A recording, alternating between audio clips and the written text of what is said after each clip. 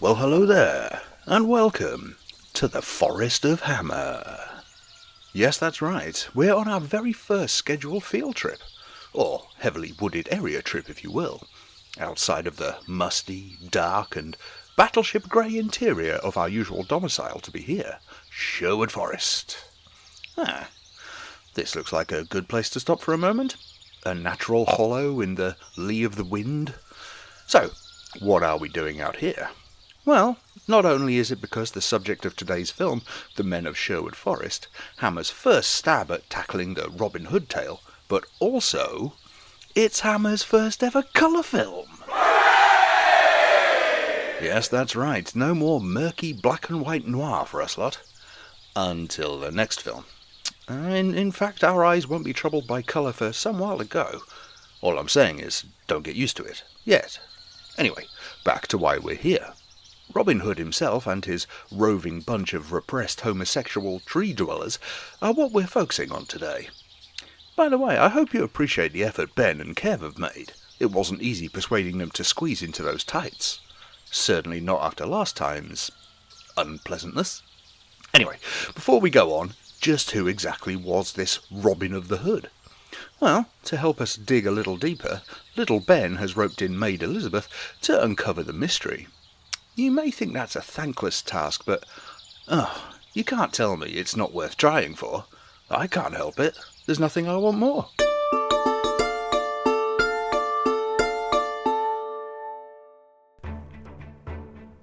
Robin Hood, who art thou?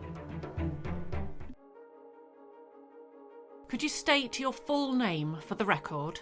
Robin Hood, also Robin of the Hood, Robin of Locksley, Robert Hood, Robert Hod, Robin Hod, Robin of Sherwood, the Hooded Man. That's a lot of names, isn't it? I'm a lot of man, or several men. I am featured in many ballads from as far back as the 15th century. And what is your occupation? Well, I was a yeoman, but I became an outlaw. What is a yeoman? Neither a knight nor a peasant, but something in between. Like a small landowner or something. But I became an outlaw because I despise injustice, like Batman. Batman doesn't exist. Well, neither did I, most probably. At least not like most people have come to know me. Let's say you did exist. What do people know you for? Having been forced from my land, I live in a forest with a bunch of blokes.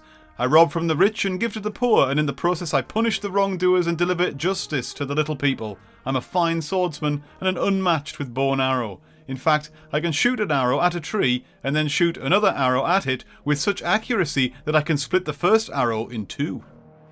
Yes, well, I'm sure that comes in very handy. This forest, would that be Sherwood Forest near Nottingham? Yes, but I'm not from there. I'm from Yorkshire. Possibly. It's disputed, but I could well be a Yorkshireman if I exist, which I probably don't. Again, let's say you did exist. If so, when did you do your outlaw thing? Possibly as early as the 13th century, but the problem is at least 8 plausible origins to my story have been mooted by historians and folklorists, including suggestions that Robin Hood was actually a stock alias used by or in reference to multiple bandits. Ah. Indeed, I'm everywhere, and yet nowhere. But you have a number of known associates, such as Little John. Ah yes, my second in command. His name is, of course, an ironic reference to his giant frame, master of the quarterstaff. First time I met him, we fought on a huge fallen tree across a river. He's buried in a churchyard in the village of Hathersage in Derbyshire. So he was real? Possibly. Maybe. Probably not. What about Friar Tuck? Ah, the former monk expelled by his order because of his lack of respect for authority. He was a natural fit to become the chaplain of my band of merry men. Maid Marian? The heroine of my stories, and often my lover. Her history and circumstances are obscure, but she commanded high respect for her courage and independence, as well as her beauty and loyalty. For this reason, she is celebrated by feminist commentators as one of the early strong female fictional characters. So she is definitely fictional? Absolutely. Probably. She's not in this film that they're talking about today. Instead, it's Lady Alice. She does the Maid Marian type thing, but she's betrothed to Brian of Eskdale. you sod. How about Will Scarlet? Ah, my most skilled swordsman. He's buried in the Church of St Mary of the Purification, which is in Blidworth in Nottinghamshire. The apex of the old church spire stands in the graveyard and is popularly referred to as a monument to Will Scarlet, although the grave is otherwise unmarked because he didn't really exist. Okay, well, I think I've got just about enough. Anything else to add to the record? Indeed. I became the official mascot of Nottingham Forest Football Club at the beginning of the 2007-2008 football season, replacing Sherwood the Bear. Right. I've got an airport named after me. Well, I did. Robin Hood Doncaster Sheffield Airport, a name that just rolls off the tongue, opened in April 2005. The name of the airport was controversial and 11,000 people signed a petition to oppose it. Sadly, the haters won and it was rebranded as Doncaster Sheffield Airport in late 2016. I had the last laugh though, as the airport closed in 2022 due to being no longer commercially viable. You know what we did in my day when things were no longer commercially viable? We robbed people. Problem solved. Well, several more problems created actually. Hello? No, she's gone.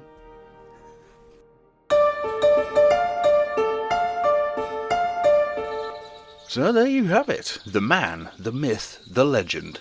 And I'm so glad he brought his segment on Robin Hood too. As mentioned there by Ben, as if you didn't know anyway, Mr. the Hood's preferred method of attack was his trusty bow and arrow.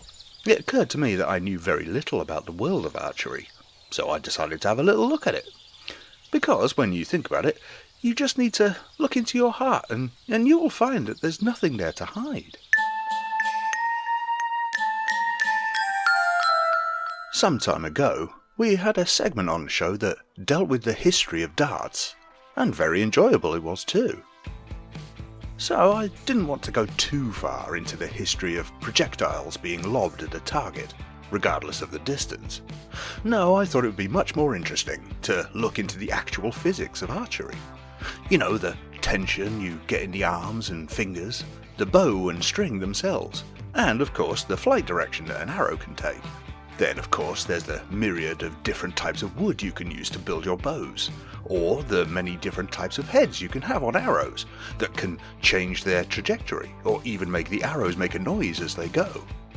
But, and I am man enough to tell you this, whilst admittedly it may be interesting to some, for yours truly and his tenuous C-grade GCSE in science, it was just a little too scholastic for my tastes.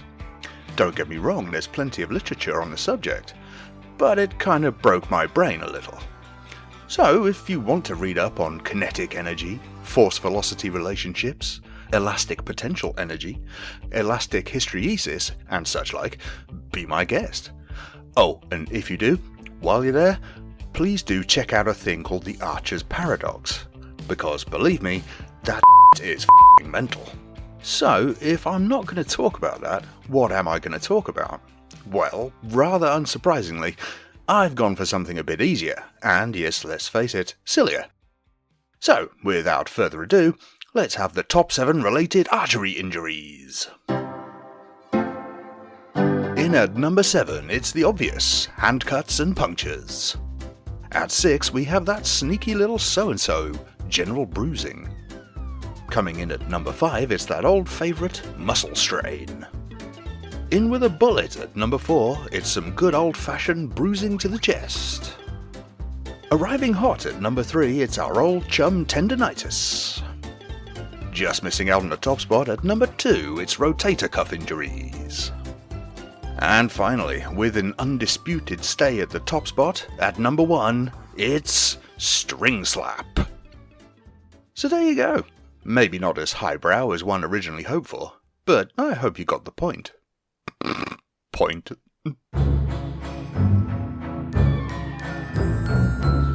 Right, enough of this fun and frivolity. Let's do a hey nonny nonny and find out a bit more about this film, shall we?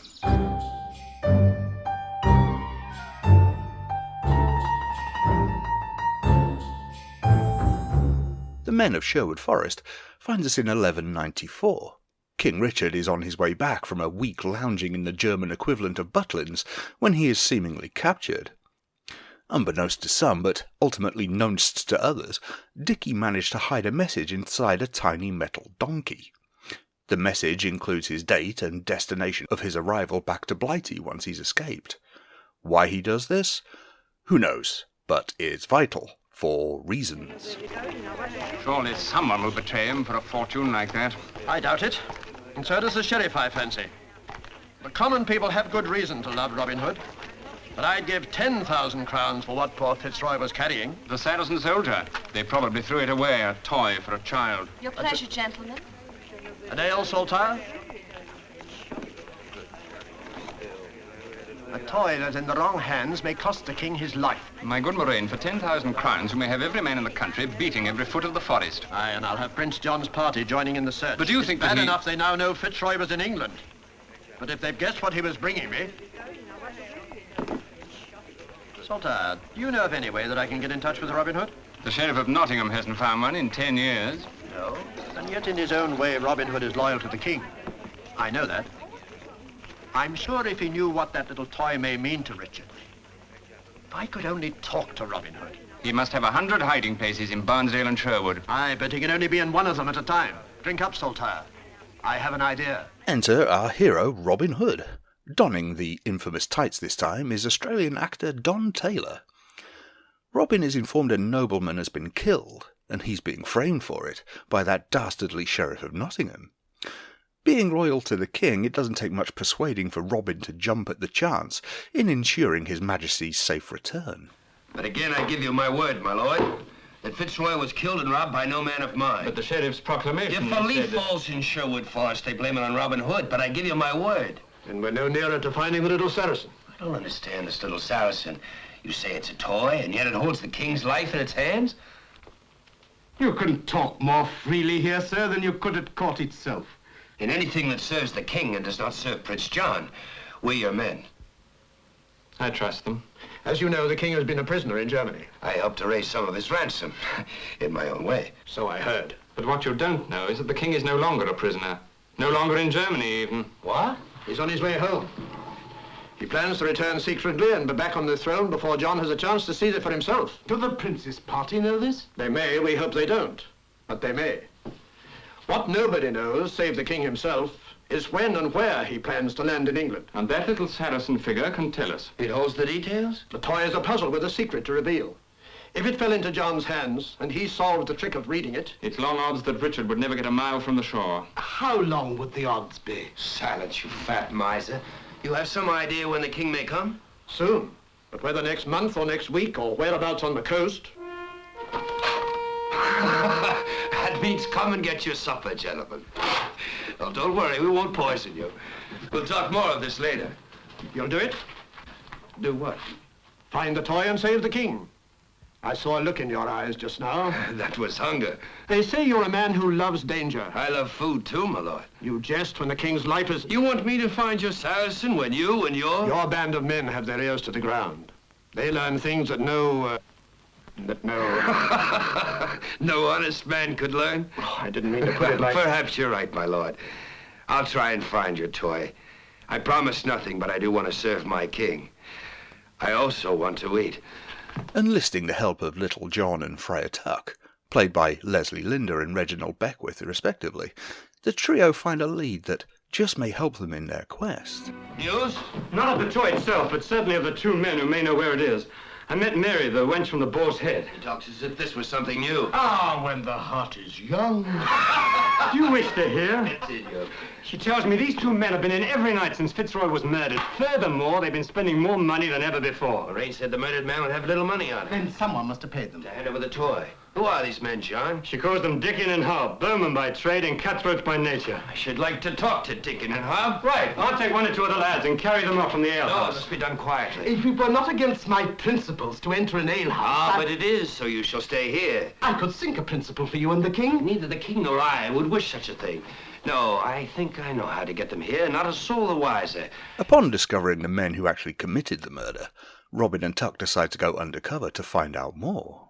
Let's head on over now to the Round Table, where I'm joined by those wonderful and merriest of men, Kev, Call Off Christmas Moore, and Ben, Then by God We Take It Back, Taylorson. Gentlemen, men of Sherwood. That's not you, that's the film. Right, okay, so thoughts on this particular big screen depiction of Robin Hood, and generally how you feel it kind of fits in. So I'll go to you first, Smokey. How do you feel about this one? And then say a little bit about Robin Hood generally in his filmatic depictions.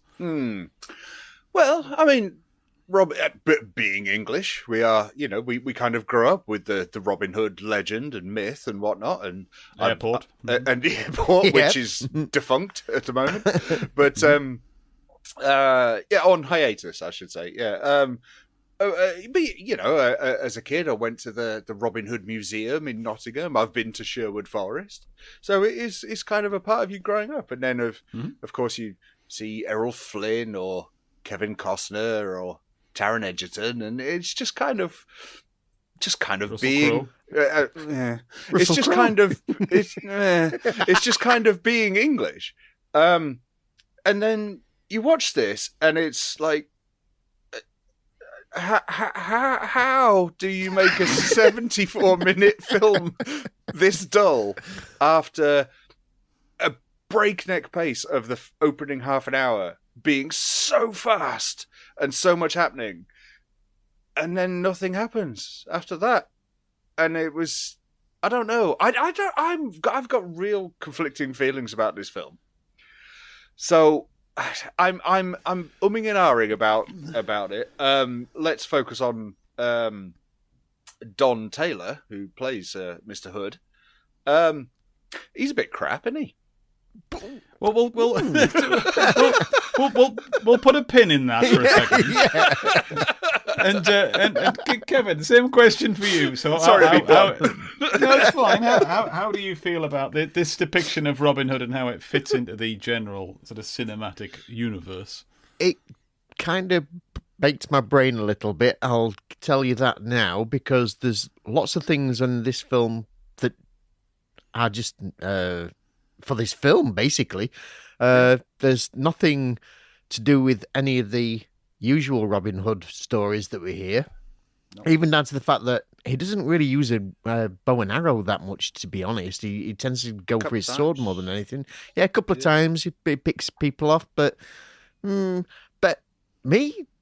Taylor's all right. He's not by no means a definitive portrayal of Robin, obviously, but he's certainly not a bad one. I mean, he's certainly no Russell Crowe, but he's, and it's a good, and it's a canny way of Hammer slipping in the American actor into a role that is traditionally played by an American actor. True. Or Australian. or Kiwi. Yeah, just not an Englishman. But Nope. I don't know. It's a weird one because you kind of grow up with Robin Hood and you kind of know the story, but you don't know the story because there's no definitive story, because it's not actually a real thing. It's the Easter Bunny for grown-ups. But yeah, it's okay. It's just like an episode of a TV version of Robin Hood to me. Well, see, this is my point. Is that I went into this and I thought, I repeat what you've all said here. We have all grown up with Robin Hood, but what you've got to sort of not take literally from this film is it. Not literally. I haven't literally. No. Before you start. Yeah, well, he was. Yeah. After your time. But no. What I'm saying is that this is an example of a story based in that sort of universe, but it's not meant to be an origin story, or as you say, the depiction of the Robin Hood tale. It's basically is Robin Hood. We've put him in a swashbuckling plot. Watch him save the day here, but we're not trying to introduce every character. We're not trying to tell the definitive story of how he became Robin Hood and how he smited the ultimate foe. It's just basically, here's the men of Sherwood, hence the title, and here they are having a jolly adventure. I mean, that's really telling, isn't it? I mean, the title, that it's not called Robin Hood. Exactly. So, No, exactly. And once I'd cottoned onto that, then I was much happier with it. Then I would have been thinking, I want this to be, exactly. I want to know how Hood came to be. Yeah. Yeah. And I'll give it credit for that as well, and also for the fact I think that surely the most glaring omission is no Maid Marian whatsoever. And not Sheriff Nottingham either. No Sheriff of Nottingham either. Alan Adale is mentioned by name, but that's it. So it is. Yeah, Sheriff's mentioned by name as Yeah, well. Yes, yeah, in passing. yeah. But that's it. So that is, I will give it credit for that. It does do it well and focuses more on not just on Robin, but a lot on Friar Tuck. I mean, Friar Tuck is a huge player in this film. Yeah. Okay. Go on. There's an argument that that's not to the film's credit, but Agreed. I quite enjoyed Yep. Friar Tuck. Increasingly, as the film went on, he became Nathan Lane from The Birdcage. I would argue, which climaxing, if you, for want of a better word, in a room full of naked soldiers playing a strip poker at one point. But no, but I think he depicts the sort of the what another thing needs to be said about this film is the tone, and it's very much by the end of it, it's a swashbuckling comedy. Yeah. And I think that's to the film's credit. Kev? Yep. Yeah, very light of touch. I loved Reginald Beckwith. Thank you. I was just trying to think of his name, and my brain just went. Reginald? Yeah, thank you. Reginald Beckwith, who we've seen before a couple of times, and he's always brought something to the table, and he's always brought something quite hefty. So for him to do this turn as Friar Tuck, which for me kind of took me out of it a little bit, because I was expecting your usual pairing of Robin Hood and Little John, or Robin Hood and Will Scarlet. So to have Friar Tuck sort of take quite a prominent position, and to be quite obviously not a man completely off the cloth was quite entertaining. Yeah. No, it was a nice sort of thing to hang the character on. Yeah. Was that he was kind of crooked friar. Yeah, he was like the face of the A-Team. But just bigger. Yes. So he was the BA. He was like the gut of the Smokey, how did you feel about the sort of the overall sort of tone, the swashbuckling comedy element? As you say, that comes in more towards the end of the film. It changes sort of gears halfway through. Absolutely, yeah, and more towards the start of it. I mean, let's not beat around the bush. The very beginning of this film starts with a nobleman getting slaughtered by an assassin's arrow, and we talked off mic, and we were sort of going, ugh. I don't think I like Robin Hood for killing this guy. And then because in the film, it's worth saying the film sets it up to make you think that it's the merry men of Nottingham have shot this guy in cold blood. Yeah. And it's like, well, I don't care if he's an outlaw and he robs from the rich and gives to the poor. He's just killed this poor guy. That's not nice. And thankfully, it all turns out to be a ruse, and none of that is actually the case. But as you say, I actually preferred the darker tone at the beginning. Especially when they're going to the armourer to discover who's made this surreptitious bit of armour that which is a storyline that goes nowhere, by the way, which is a bit weird. But the darker bit of them threatening people they know are untrustworthy, I like that beginning. That was kind of cool. And then hiding from the king's guards, that was nice. And threatening someone like, right, if you warn them that we're here, I'm going to bloody shoot you.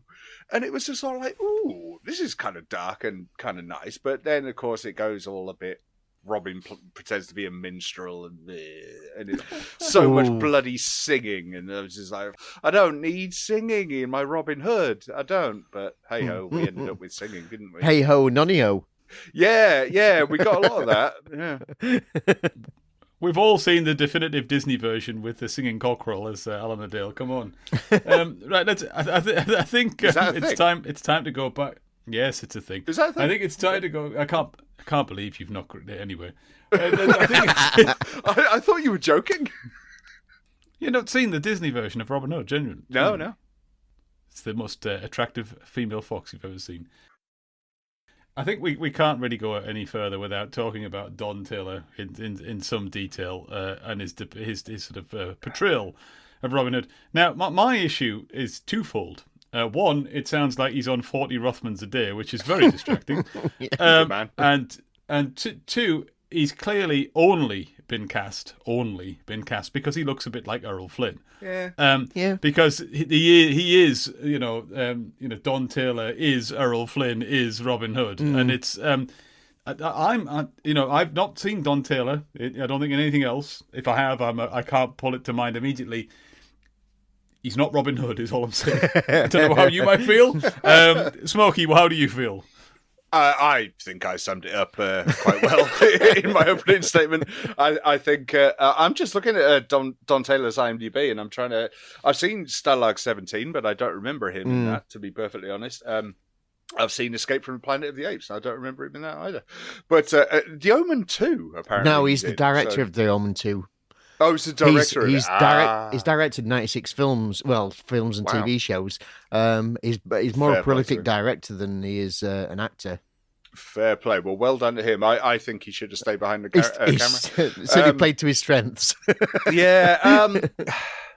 I mean, I'll give him credit. He tries, and he fires an arrow, and he swashels some bucks, and he flashes a sword, and he wears tights, and fair play to him. But no, I don't know. I liked watching him do his own stunts, like swinging across the room on that chandelier. That was fun. On the silent chandelier that doesn't make any noise. Yeah, that's the one.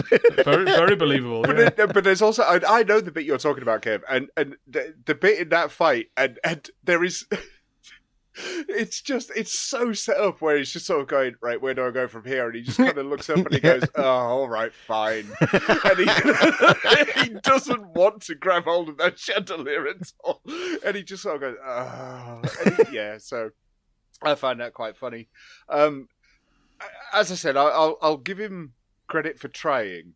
Just coming back momentarily to the scene you're on about that sort of culminates in a big sword fight. Yeah. And if ever you needed to see a literal sort of depiction of the word tinnitus, it's that sword fight where no one's trying to kill anybody. They're just trying to make the maximum amount of noise they possibly can by clanging two very flimsy swords together for a good, I don't know, it feels like about 6 months. Yeah.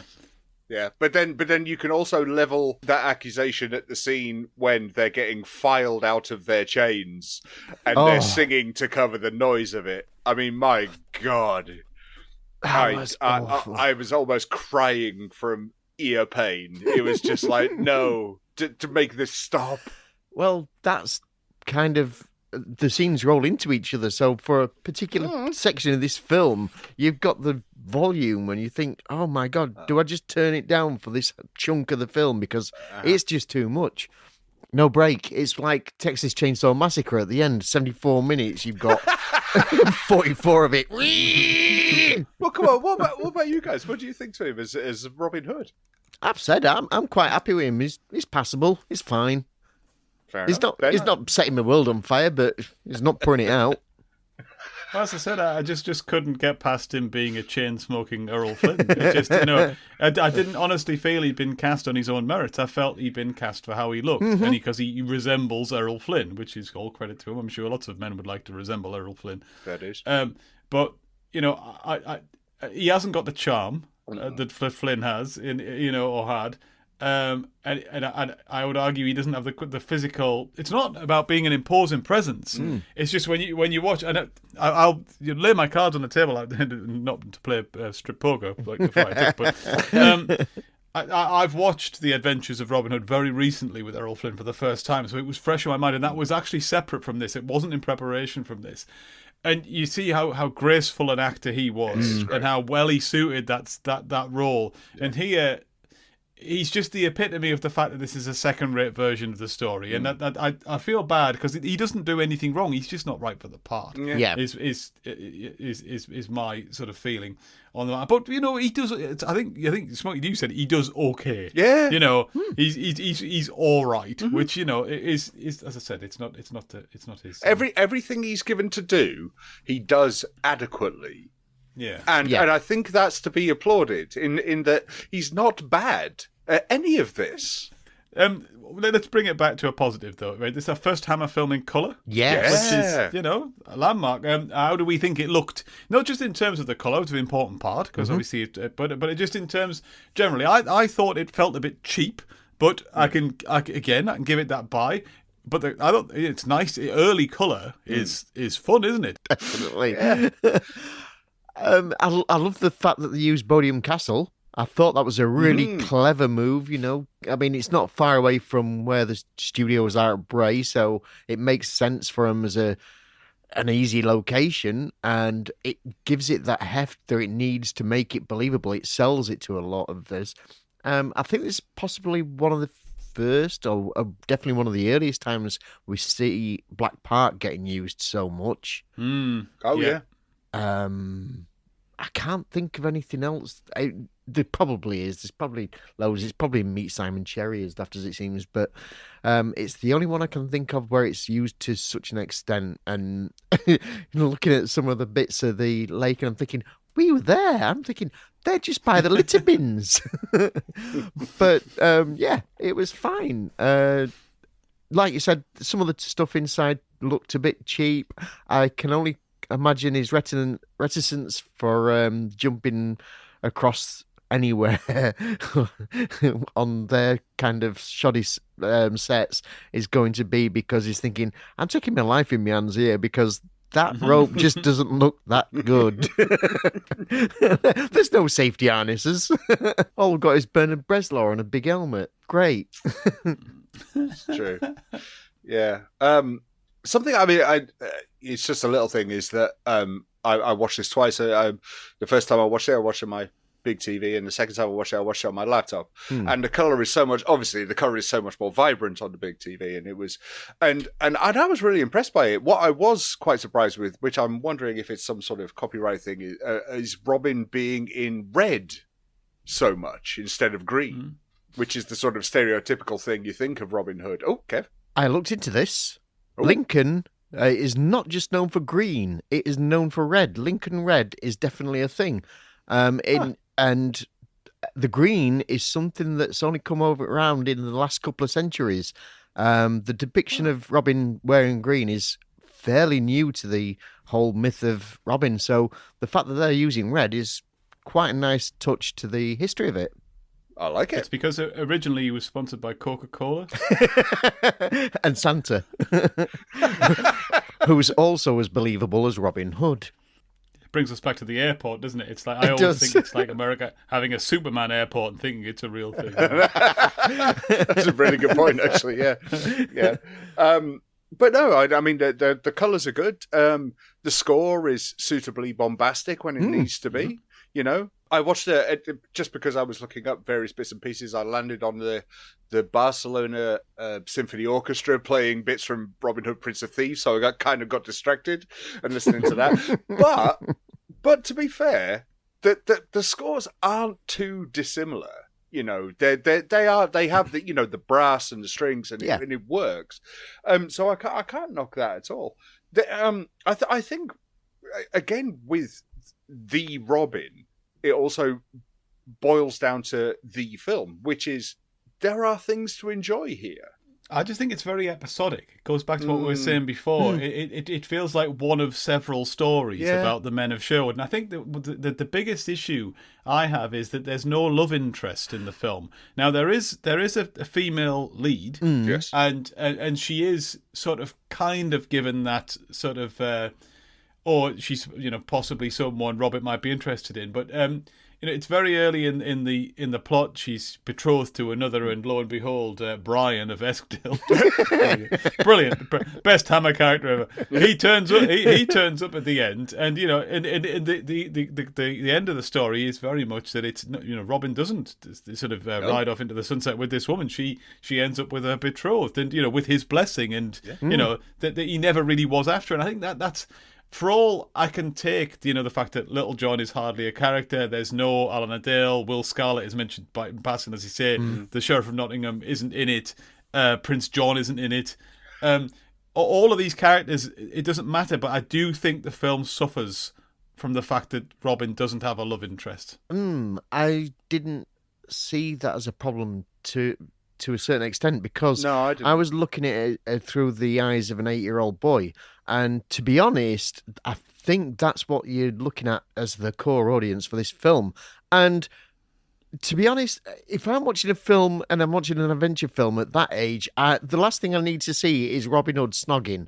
It's like, come on, let's get some fights done. Let's get some more arrows shown, and let's get some swordplay on the go. Yeah. Also, I'd like to point out is that IMDb says that the Sheriff of Nottingham is in this film, but I don't remember seeing him. I think he might be in very briefly with Guy of Gisborne, Right? In the opening sort of bit, but he's very much a minor character. Right. A quick Obviously. mention. I mean, Yeah. just Blinked and missed it. I'm just going to come back to my point, then I'm going to go over to you, Smokey, with because it's kind of a reiteration. I'm just thinking, you think of most of the sort of legendary characters and the depictions of them. There's very often there's a love interest. I'm struggling off the top of my head to think of one where there isn't. Yeah. And that, which is why I'm saying what I'm saying about Yes, that being yeah. a missing element of the plot. Yeah, well, yeah, I mean, of course, because it's such a great device, isn't it? I mean, you're either fighting side by side with your love, or you're there to go and rescue her. Okay, great. You've got two great plot devices there. What's Robin fighting for here? So he's fighting for the king, all right? He freely admits at the very start of the film that he's never met the king. He just happens to say, well, I'm a subject of him and I like him, so I think I'll do my best for him. And in fact, in the blurb at the very start of the film, it says that half of the ransom has been paid because the king's in captivity. And then we find out a little bit later that Robin has been contributing to that ransom to bring him back. So it's a little weak, but it's all right. I mean, but it's not. The thing, the problem is that the king isn't there. The king isn't in peril. He's in Germany. So you've got Robin in Sherwood Forest doing what? Well, I think this is exactly the point I'm making, because the reason that, and I'll maybe bring this back to you in a second, but the reason that the legend and the themes that underpin it are an everyman story is that because we can get on board with what Robin Hood is fighting for, and there's that beauty. And I hasten to bring it back to Robin Hood, Prince of Thieves, the best depiction of Robin Hood. But there's that line in that film where Marion says to Robin, "Will you do it for your king?" And he says, "No, but I'll do it for you." Yeah. And that is what's missing from this film. Because great, we'll all put ourselves in 12th century England and our undying love for the king. Not, but we can all put ourselves in the position where, regardless of sort of sex or whatever, we're rooting for the love of our lives. And that's what's, for me, that's one of the key elements that's missing for this. It's just like, I don't understand Robin's motivation. Well, no, that's not true. I understand them. I just kind of not on board with them. Yeah, no, I'm with you. I don't understand them at all. I do find it quite funny that King Richard is such a busy king that he seems to be going off on adventures on a kind of monthly basis and coming back on a kind of monthly basis, and again pulling Robin out of the crap for something else. That's quite interesting. Depends. Don't matter which film you watch. King Richard comes back and saves everybody. It's Sean Connery. Way. I was just going to say, at least he doesn't have a Scottish accent in this one. True. So, yeah, I know, but don't forget, King Richard was actually French. No, but it doesn't matter because Robin Hood isn't real. Exactly. Yeah. So it's just like it really doesn't matter. But I think it's actually a really valid point. It all boils down to the fact that what is he fighting for right here? But he's just fighting for good, isn't he? But it's like, as you say, we need more than that. We need wishy-washy, isn't it? We need it to be. He doesn't even give anything to the poor in this version. No, he really doesn't. Gives it all to King Richard. He keeps it all to himself. Typical Smokey that being good is just a bit wishy-washy. That wasn't my point. Well, whatever. That King my of point Evil. at all, and you know it. I do like the fact that they never find Robin in this 100-acre wood, and he's been in there for 10 years and they've not been able to find him. And you think, well, did you ever think to actually look at the picnic area? Because there's a big picnic area that's got benches and everything purpose built Yeah. by the kitchen. Why didn't you just look for the blanket on the floor with the pork pie on it? And, and that's where he is. A Bakewell tart. That's the one. Absolutely. He's There English. there is one real fundamental flaw with this film as well. Uh-oh. So the whole plot revolves around this MacGuffin, which is a model of a Saracen a horse and rider, and in it is a hidden message from King Richard that says where and when he's going to be returning to England. Yeah. Why? Why would you foreshadow your secret return to England by putting the answer in a little toy and sending it to someone? Yeah. Just rock up, just land somewhere, Scarborough, Merthyr Tydfil. I might not even be on the coast. I have no idea, but anywhere. Just you don't need to tell someone where you're going to be. And the whole way through, I was thinking if only he hadn't done that, then none of this film would have to have existed. Yeah, But there's also the fact is that, sorry, Kev, I'll just say another major problem is the time. Because they say, oh, we've been riding half a day.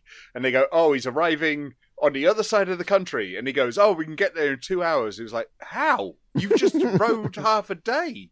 How are you? Steroid horses. I don't know how they're going to do that. Sorry, Kev. Look, if you're King Richard and you've had such a hard day being kidnapped in Germany, you're going to want somebody to meet you on the beach when you get there. After all, you're king. Somebody's got to roll out the carpet. Good grief. Bringing the Bakewell tart. In this Absolutely. country. You don't bring your own tarts, do you? Good grief. You have somebody do that. Well, Brian of Estill has one on tap. Anyway, right. I think it's time we should wrap this up. I've got a final question, which I'll save for after your sort of closing remarks. But one sort of thought. I want you to give me your final thoughts on this film and a rating, and then just a little musing on. I think we've touched on this quite heavily already, but I don't think I've asked you sort of specifically why you think the Robin Hood story is so popular in so much that it has so many sort of retellings. Kev, let's go to you. So, thoughts about this film, Robin Hood generally, why you think it's so popular, and a rating, please. Robin Hood being a popular figure is basically the underdog story. So it's just one of those things where it's always an everyman kind of tale, and it's always been popular with the lower classes just throughout history. Even though at some points he's always been portrayed as nobility, even then it's always been nobility that he's turned his back on and gone to the forest and run away from and turned his back on. So, yeah, I can see why he's retained that kind of popularity. As for this film, honestly, I don't have a great deal that I would change about it. I think it's an enjoyable film. I do think that it's definitely a boy's own adventure. It is one of those Saturday clubs at the cinema, early morning. You'd have a couple of cartoons, maybe a supporting feature from Flash Gordon, and then this in glorious Technicolor or whatever it is. It's probably not. It's probably Eastman color or Crayola. Hammer color. Crayola color, I think. But either way, it's a really enjoyable romp. Yeah, granted, there's no kind of continuity as far as Robin Hood's concerned, and I do like the fact that it's got the Little Saracen in there that sounds like a pub to me. The Little Saracen is definitely a place to drink, not something I'd play with. So I'll give it a generous 7. Nearly an 8, and it's a 7 as well because it's got Harold Lang in it twice. Harold Lang turns up as the town crier at the beginning, the one that's really unimpressed, the most unimpressed town crier I've ever heard, that walks up and goes, "Oh yes, oh yes." He does. And then later on, he's the one that discovers the little plan in the Little Saracen. So that's a bonus. Harold Lang twice. I'm up for that. So yeah, a heavy 7. I mean, it makes a lot of sense, doesn't it? I mean, if Hammer have decided that they're gonna do their first film in colour, you think of something easy to do. Robin Hood, it lends itself to that, doesn't it? So you've got the guys in, the majority of them are in green. Okay, granted, as we said, Robin's in red, and so that's bright. And then you're in Sherwood Forest, and then you're in the castle, and so that makes sense. And it's not gonna be too expensive to make. So yeah, I get why they've gone that way. But then it's very telling, isn't it? That the next film we're gonna do, we're back to black and white. So Robin Hood in itself, I think Kev hit the nail on the head there. It's a hero for the working class people, and back then, hundreds of years ago, and then also even coming into the 20th century, you've got to suppress the working classes, because otherwise they'll revolt and they'll uprise. And not too long ago, 50, 60 years ago, Prince Charles, now King Charles, was one of the ones who said, we need to make sure there's a pub in every village in this country, because that keeps the working classes quiet. Yep. Okay, so that's not a distant memory. Mm-hmm. So you've got a working class hero who steals from the rich and gives to the poor. All right, fine. It's kind of, you think to the Craze or Bonnie and Clyde, you're kind of on the same level. All right, fine. They were horrible, murderous people. It's not too dissimilar on how you entertain the working class, and that's fair dues. We're all working class, so that makes sense. But when we come to the film, Rod Taylor's bang average. As I said, he does things adequately, but nothing spectacularly, and that's an issue. And then again, returning to the point I made earlier on, that opening half hour, it's so fast. The dialogue is so fast, and the drama is so fast that I was sort of metaphorically catching my breath, going, "Holy crap!" I had to have the subtitles on because I didn't know what the hell was going on, and so, and that helped. It was great, but it's just a weak effort for a Robin Hood film. And the last, I don't know, quarter of an hour, 20 minutes or so, I was bored. And I didn't, that just annoyed me. Oh, and we should point out, by the way, a little precursor to Batman in 1966 for Robin's wall climbing, which is obviously a wall laid on its side. And he's just sort of crawling along it and hanging there for eternity. But so that was fun to see. I just think this is average, but it was nice to our first Hammer film in color. That was nice to see. But I can't go any higher than a 5. I just think this is about as average as it can be. Not bad, not good, just straight down the middle. Yeah. How about you, Ben? I agree that it was a really intelligent choice for Hammer to go for, and I think a continuation of the really intelligent choices that they've been making in the 50s so far. Picking up on properties they know will sell, and making it their first colour film is really sensible. I agree with some of what you've both said. I think I'm ironically I'm right in the middle. I'm going for a 6. I'm more sympathetic to some of the elements that Kev has said. I think I enjoyed it more than you did, Smokey. But in the same way, I can't pretend that it's not really average as a Robin Hood story.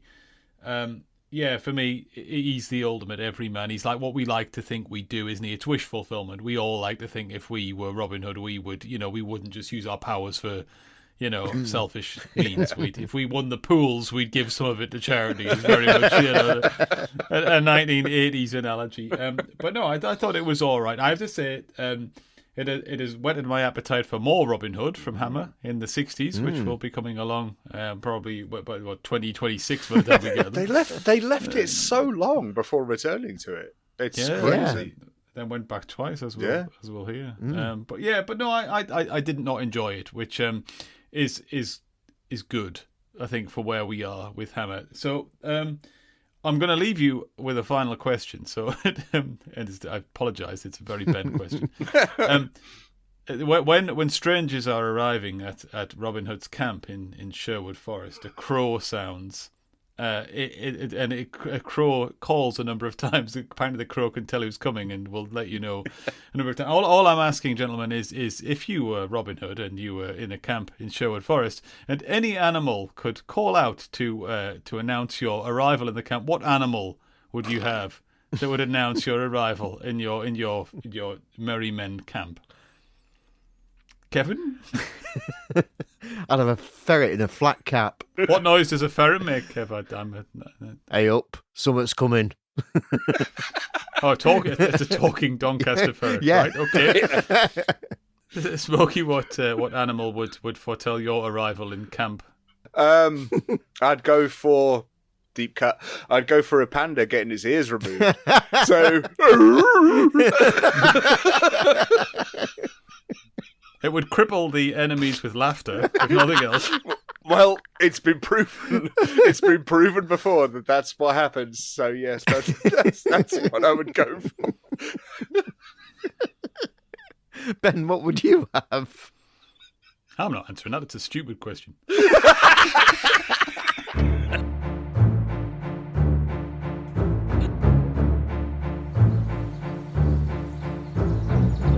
So there you go. An interesting journey into colour for Hammer. I guess your enjoyment on it will depend on whether you're a joyless wonder or not. Speaking of someone who finds the joy in everything, especially if it begins with P and ends in Ort, for a little extra on the history of our dear King Richard, who is absolutely nothing like Sean Connery, here's more of Kev Moore.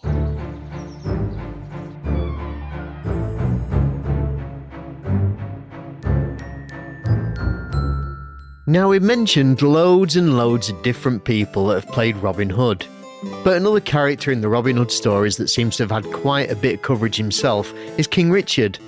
And when you start digging into his story, that doesn't make a great deal of sense either. With all his coming and going, he seems to spend half of his time on holiday while Robin Hood's getting up to his usual leaf-covered shenanigans. Which got me thinking, was King Richard so popular just because of all the duty-free? And after a bit of digging, I found out he wasn't really that popular. The whole Good King thing was a PR campaign set up by his mum, Eleanor, in order to pay for his ransom, so at least that part of Men of Sherwood is right, but that was in Austria. In fact, his brother John wanted him to stay where he was, not because John wanted to be king at the time, he just couldn't stand Richard the Fathead. You see, Richard was the consummate warrior and Renaissance man long before the word existed. That being said, anything that involved the slightest whiff of swordplay or fisticuffs, and that's it, it was in like Flynn. Oh, hang on a minute. Flynn? That's the other bloke, innit? He started his training almost as soon as he could walk, but then he was an early adopter at practically everything except being king. He was engaged to be married at the age of 9 to the daughter of King Louis VII, but surprisingly, that never went anywhere. Partly because his dad held her prisoner for 25 years and used her as a mistress for part of that. Yee. He had a very weird relationship with his dad, all in all. He revolted against Henry twice and was forgiven on both occasions, and lucky for him, 2 days after the second chance, Henry would die of a bad ulcer. So back to Men of Sherwood, and for starters, the film is based in 1194, which is slap bang in the middle of King Richard's 10-year reign, which is puzzling because, as it states in the film, Robin Hood has been a bandit in hiding for 10 years by the time this story takes place, which begs the question, what was he doing for the first 5? Was he just on a youth training scheme? Did he start small by stealing the shoes off horses? Or was he just working in league with the Tooth Fairy for a while? Either way, King Richard reigned from 1189 to 1199. 10 years, and that's it. Game over. And it's all because of some stupid gangrene in his stupid shoulder. Stupidly stupid. He should have played it safe, but Richard was all about danger. After all, he spent most of his life at the other side of the world fighting salads or something, which is quite understandable. They're only ever any good with some kind of dressing. A bit like an arrow wound, really. The presence of Richard in this and so many of these Robin Hood stories is quite bizarre, as old Lionheart only spent a few months of his reign in Britain, and the last time he came was just to be crowned king again in case anybody had forgot. And once he'd got that over and done with, it was back to the continents for another scrap. It was probably because he didn't speak a word of English. Who's to say? I mean, after all, he was French, and if you're French, why bother? They had sun, pageantry, and wealth, whereas we had cold and brown by the bucket load, and we still do. The good King PR really did him a lot of favours because even though very few people knew him, never mind saw him, England nearly went bankrupt stumping up the money for Richard's crusading. I do love the irony that despite him spending a major portion of his 42 years in the Middle East battling the grandest armies that Saladin could muster, he finally met his match in a French peasant boy with a crossbow. Pity it wasn't William Tell. Then King Dick could have turned up in yet another teleseries.